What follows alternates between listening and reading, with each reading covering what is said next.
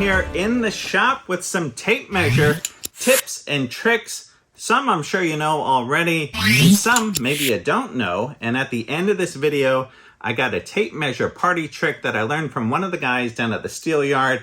I think you guys are gonna enjoy that. Who knows, maybe impress your friends on the job site. All right, now when you go to the store, you're gonna find all kinds of tape measures with lots of bells and whistles, lasers, digital readouts, and if that works for you, definitely use it. But through and through, I am an old-fashioned Stanley tape measure guy, and I tell you, it's kind of like pizza. If you like New York pizza, you grew up eating that, you like New York pizza. If you grew up eating Chicago-style pizza, you really like Chicago style. And likewise, with tape measures, I grew up using the Stanley tape measure. My dad used these Stanley tape measures. And more so, I like how it feels in my hand. I like how it fits in the pouch. It's nice and narrow. And I know how to read it easily. I'm really familiar with the Stanley tape measures. Okay, now when you go to the store, there's a few things that you'll want to look for when you're buying a tape measure. And first thing is this hook. You want to make sure that this hook is not bent. You don't know who's stocking these shelves at the Home Depot or whatever, if they dropped it. If this is bent in any way, your reading is going to be off on the tape measure. And you also want to check and make sure that this hook slides back and forth. Now, it is meant to be that way, and it slides back and forth the thickness of the hook here, the thickness of the steel. So whether you're butting into something or you're hooking something, you're going to get the same measurement. All right, here's an important tip that a lot of people don't consider. Now, if you're working with someone else on the job or in the shop, it's important that your tape measures match. Now, when you go to the store, you should take out a couple tape measures, pull them out, hook them to something, and then check them at different distances. Now, it is not that uncommon for these tapes to be off by an 1/8 inch, a 1/16 of an inch. Check them at 1 foot, check them at 20 feet. The worst thing is you're working with someone else on the job site, you call out a number, and they come back with a board that's an 1/8 inch short. It doesn't work, you gotta throw it out. So, go to the store, pull out the tape measures, make sure these tape measures match. Sometimes it takes me a long time. I got to go through a couple dozen tapes to get two that actually match. Okay, if the tape measure is going in the tool bag, I take this clip off of the back. It fits in there nice and easy, especially if it's one of these Fat Max tapes. I definitely take this clip off of the back, even though I do have others of these that I like to have the clip on when I clip it to my pants like this when I don't have the tool belt on. All right, let's look at the slide rule capabilities. You want to use a tape measure as a calculator. All right, let's divide 58.5 into 2. So I line up 58.5 with the end of our tape, and then I look down here at the middle of the tape, and I can see 29.25 is our answer. All right, let's use the slide rule trick for addition and subtraction. So say we want to subtract 9.25 from 55. So again, we just line up 55 at the end of our tape, and then we look at 9.25, and we look directly across to the other side of the tape, and we can see our answer is 45.75 of an inch. And then just the same, if we want to add 9.25 to 55, we go to 55 and we line up 9.25, and then we look at the end of our tape and we can see 64.25 is our answer. Our inspector here is sleeping on the job. All right, let's take a quick look at tape layout. Now, Stanley being the gold standard for tape measures, probably other manufacturers of tapes have modeled their markings after Stanley. Now, namely being like these on the foot marks. So here's 1 foot with the black arrow, 2 foot, 3 foot, on and on down the tape. And then we come to our 16 on center, right? We got the red rectangle with the 16. We come down to 32, 48. On and on down the tape. Now, we're using a lot of times 16 on center or 24-inch on center because we're using 8-foot sheet goods and we want things to break on the middle of those. Now, another way to divide 8-foot sheet goods is the 19.2 dimension, and that is denoted here with this black diamond. Now, that's right in the middle of 16 on center, 24 on center. We got the 19.2. It looks like 19 3/16, but if you divide 8 by 5, this is what you get. So then we move down to the next one here. You can see we got 38 3/8 fat. Right here's 57 5/8 light, on and on, all the way down. And you can see here that it breaks right on the center of 8 feet. Now, this is another good option to use besides 24 on center and 16 on center, is to divide 8 by 5 and you get 19.2. This is commonly called out by structural engineers and architects, a lot of times for trusses and floor joists. All right, a lot of times you're on the job site and you're calling out numbers for someone else to cut a board. So you might call out, say, 24 3/8 fat or 24 3/8 heavy.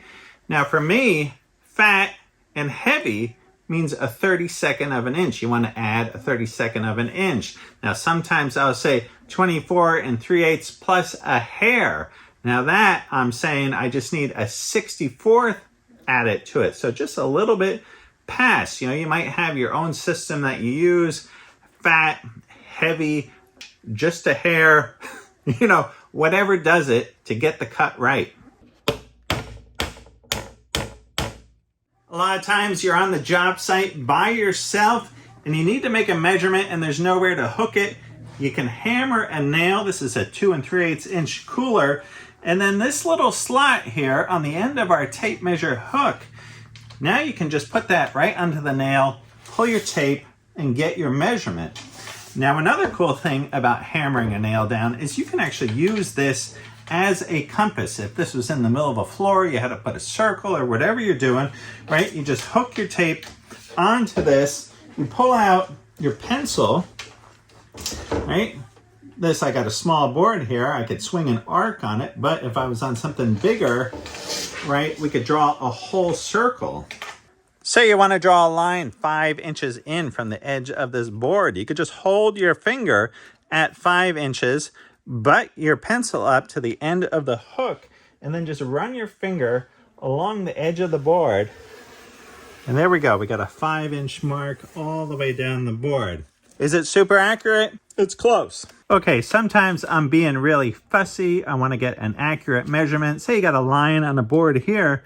You can't hook that line. So what I do is I line up the 1-inch mark on that line, and we come down here to this line, and I can see that we got 9 inches. But, right, it's not 9 inches. It's 8 inches. You got to remember to subtract that inch. Don't burn an inch. There's many a beam that has been thrown in the garbage on a site, on a job site, because somebody forgot to add that inch back in. No, I didn't do it. Okay, let's take a quick look at some other tapes. I'm not only a Stanley guy, but I do like these fast cap tapes. Pretty cool. They have a little pencil sharpener in the corner if you want to sharpen a pencil. But this tape is great to have in the shop or on the job. This is a metric and a standard tape. And this is great because if we look close on this, you see we got metric on one side and we got our imperial measurements here on the other side. Great for making some quick calculations from metric to standard and vice versa. Get this one, put it in your tool bag. All right, another one from Fast Cap. This is great. This is a floppy tape. Say you need to get a circumference of something, you can wrap this one right around anything and get that number. Another great tape to have. They also make one tape that is a lefty righty tape. No matter if you're pulling to the left or you're pulling to the right, it's going to be upright for you. I guess that's a cool tape to have.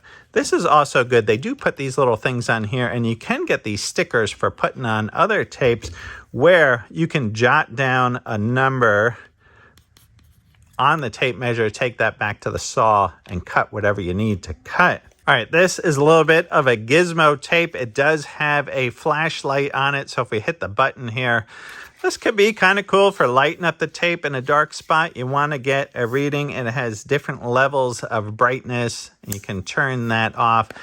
This is also an interesting feature. When you pull the tape out, you can put your finger on here to stop the tape. That's actually pretty nice.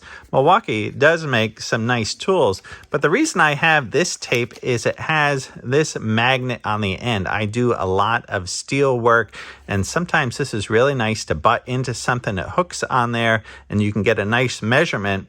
A lot of times I use this on the bandsaw.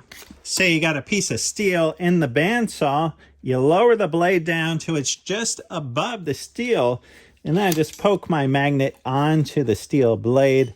That gets nice and tight, and then I adjust. All right, we got to cut 8 inches off the end of this.